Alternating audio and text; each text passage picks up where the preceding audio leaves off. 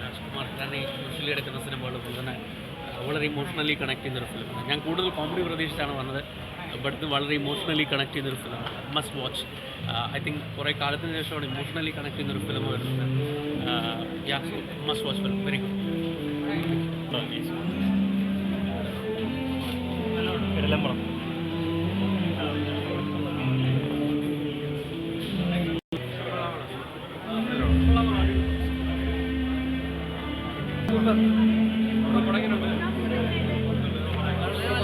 കാരണം ഇത് comedy drama മൂവിയാണ്.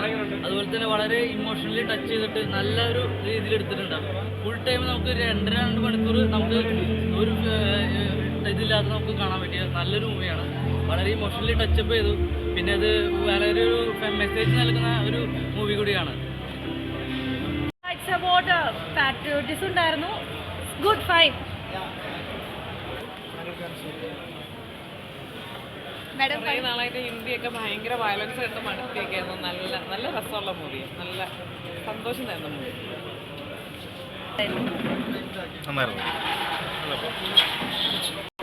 രാജ്കുമാർ ഖാനയുടെ പഴയ പടങ്ങളിൽ അത്രയും പോരാ, പക്ഷെ ഒരു ഫാമിലി മൂവിയാണ്. ഹിറ്റായിരിക്കും, പടം ഹിറ്റായിരിക്കും.